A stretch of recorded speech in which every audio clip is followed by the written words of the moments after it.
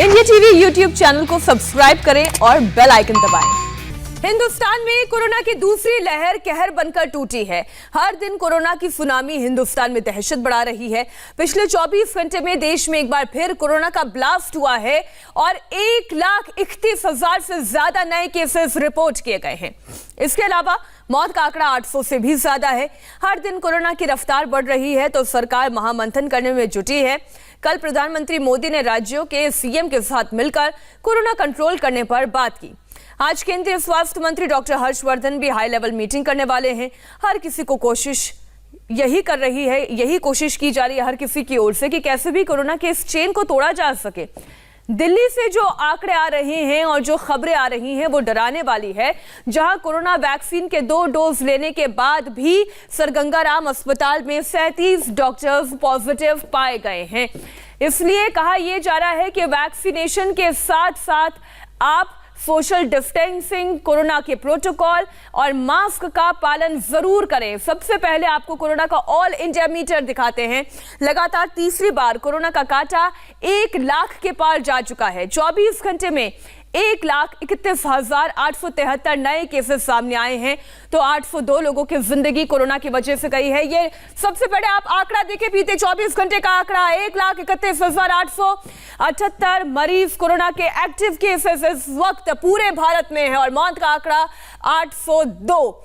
हर आंकड़ा हर दिन के साथ डराता है। पिछले 3 हफ्ते की अगर हम बात करें तो कैसे कोरोना के केसेस और मौत के आंकड़ों में जबरदस्त इजाफा हुआ है, वो भी आप आंकड़ों की जुबानी समझिए। अब आप ये देखिए तस्वीर, 18 से 24 मार्च 2 लाख से ज्यादा केसेस सामने आ सकते हैं। आप ये देखिए, ये 18 से 24 मार्च का आंकड़ा है। 1,320 लोगों की जान गई और केसेस देखिए, केवल 18 से 24 मार्च में 2,73,000 केसेस सामने आए।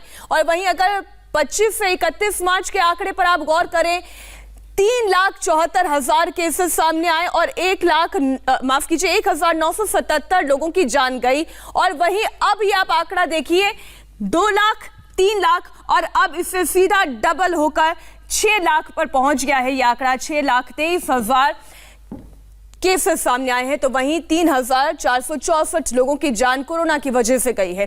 कोरोना का संकट जिस तरह से बढ़ रहा है, हर शहर से डराने वाली तस्वीरें सामने आ रही है।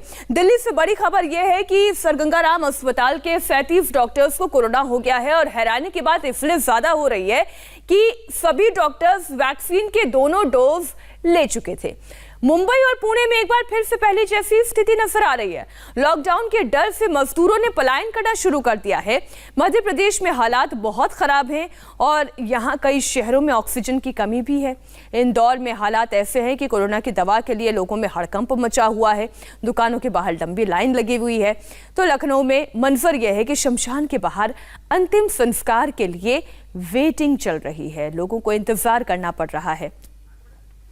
अब आपको दिखाते हैं वो कौन कौन से राज्य हैं जो इस वक्त कोरोना का एपिसेंटर बने हुए हैं। सबसे पहले बात महाराष्ट्र की, जहां पर 56,286 केसेस, मौत का आंकड़ा 336 का। वहीं छत्तीसगढ़ की स्थिति देखिए, 10,000 से ज्यादा केसेस रिपोर्ट हुए, 94 लोगों की जान गई है। और अब आप दक्षिण के राज्य की तरफ रुख करें, दिल्ली की बात करें, राजधानी दिल्ली में भी केसेस लगातार बढ़ रहे हैं। कोरोना का विस्फोट हो रहा है।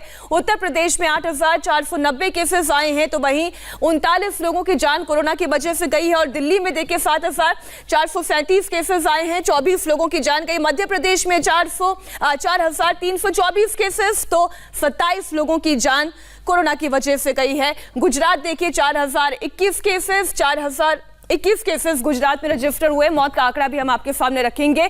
तो जो पैन इंडिया रिपोर्ट है, जो पूरे इंडिया की रिपोर्ट है, जो कोरोना का मीटर है, वो हमने आपके सामने रखा। और अब बात करेंगे प्रधानमंत्री नरेंद्र मोदी की, जो कोरोना पर प्रहार करने की बात कर रहे हैं। उन्होंने मुख्यमंत्रियों के साथ बैठक की और कोरोना से लड़ने का नया मंत्र दिया और ये मंत्र है TTT, यानी ट्रैकिंग, टेस्टिंग और ट्रीटमेंट।